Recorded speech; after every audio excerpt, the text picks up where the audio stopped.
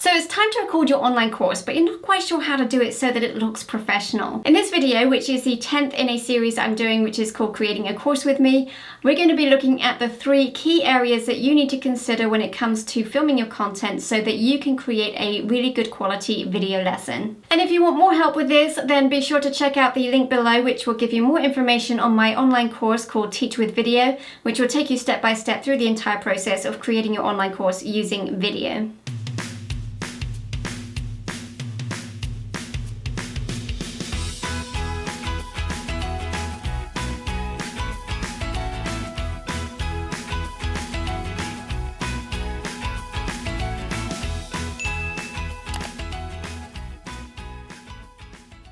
Now, if you haven't been joining me on this journey of creating a course with me, then be sure to check out this playlist here and you can catch up on all those videos.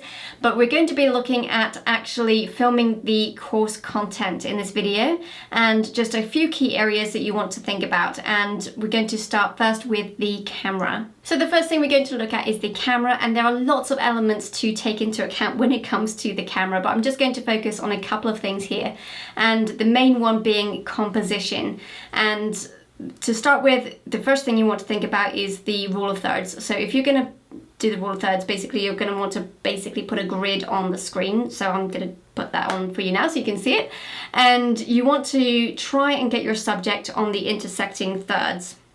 So right now in my image, I'm actually a little bit more central than I would recommend, but that's because I've got these shelves right here and I'm placed in between these shelves. So in my situation, it actually works a little bit better because it's kind of all balanced out in that sense. But if you don't have this particular setup, then I would recommend being slightly to one side or the other so that you can then balance it out with something else in the background. In whichever direction that you want to do that. And this helps create a dynamic between you and the background so that the person, your student, would look at the background and then focus on you. And it's not that it's distracting, it's kind of they're taking in the content, and hopefully if you branded it, as we talked about in the last video, which you can check out here, then they are going to be making all those connections with your brand and your topic and all of that kind of thing, and that can be a really good thing. The other thing you want to think about is making sure your eyes are on the upper level so that you don't have too much space above you. So for example, what you don't want is to be sitting down central like this, where my face is right bang in the middle of the screen and I've got equal distance here and I've got all this headroom up here, which you just don't need. It's very distracting and it's a very static background. It just doesn't look exciting in this particular example. So if I'm coming up here, my eye level is on the right, on the upper third, which looks attractive, and I'm slightly off to the side, which again gives that a little bit of extra dynamic. The other thing you want to make sure as well when it comes to the camera angle is not to have it too high or too low. So you don't want to be looking up at the camera and you don't want to be looking down at the camera. For one, it doesn't make you look good, and obviously if you're looking back at yourself and you don't feel like you look good in camera, it might be because you haven't got the camera at the right level for you. If you are looking down, then you're going to emphasize a double chin. If you're looking up, it might be elongating your nose or multiple things like that. And obviously you want to feel comfortable on camera, so you want to look as good as you can. Make sure that it is as eye level as possible. This often happens when you are using a webcam because we tend to just place the camera on top of the laptop or on top of the computer and just go with it, and we don't really think about the fact that it's not eye level, we just go with it. So for example, if I'm using my webcam, what I do is, because I have a tall computer now, I used to have a smaller laptop, so I've gone from one extreme to the other. So what I do is basically use a tabletop tripod, which is quite a small tripod like this, and then I raise it to the correct height for my eye level when I'm sitting down, and then I can place it directly in front of my screen. And this helps in a number of ways, but one of which is to actually make myself look better, because I'm not looking up at the computer as I would be now, or when I have my laptop I wouldn't be looking down at it. So if you're using a webcam, that's something to consider doing. And the other reason to avoid having it up or down as well is psychological, because if you are teaching your student and you're looking up at them, then they are going to feel more superior to you because they're looking down on you, and they're going to have that sense of that you don't have that authority over, you don't have that credibility because they're looking down on you. And if you are looking down on them, then they may feel like they feel small and they feel intimidated by you. So you don't want any of those kind of negative feelings one way or the other. So having the camera eye level can really help negate any of those psychological feelings that might not even be aware of, but is probably going on to some degree.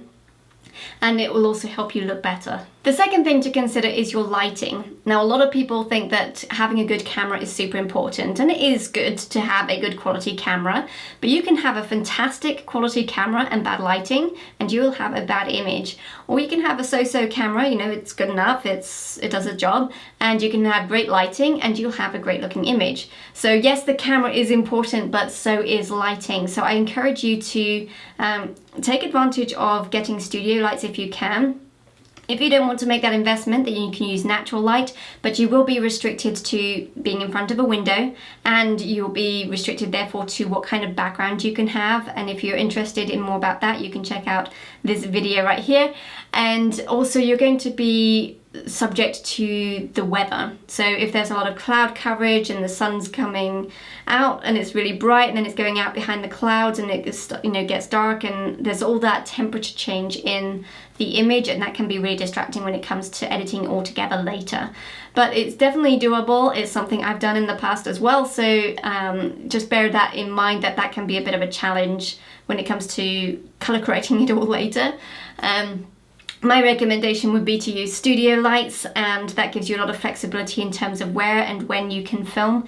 You could use softboxes, which is what I'm using right now. I have it just off to the side of the camera and it's lighting this side of my face primarily, which leaves this bit in shadow, gives it a little bit of contour. Or you can use a ring light, which would be around the camera, and that will light the face very evenly. I've used both, so some of my videos you will see that I've used the ring light.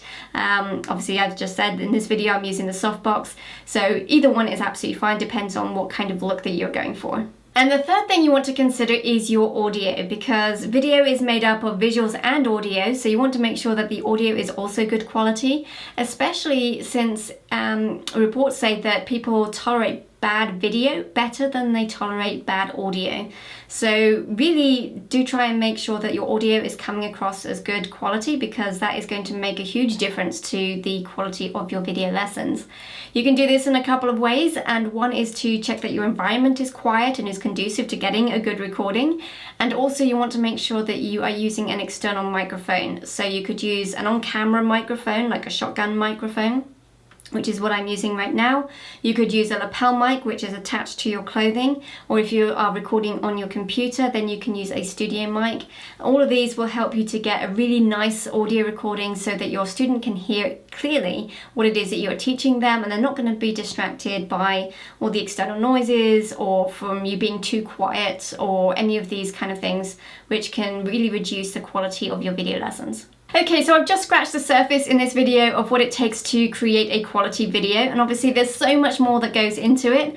And unlike me, who went to film school, you probably haven't had any formal training in video production. You didn't go to school for it, and you don't necessarily know all the aspects of what you need to know in order to create a quality video for your online courses. So if you want more help with this, then be sure to check out the link below for more information on my online course, Teach with Video, which will take you step by step throughout the entire process of creating your course using video. And this is going to help you to feel confident in producing something that's of good quality, and that's going to back up the credibility of you and your content. And if you like this video, please hit that like button, subscribe, and hit the bell for notifications on more videos related to creating your online course using video. Stay creative, and we will talk soon.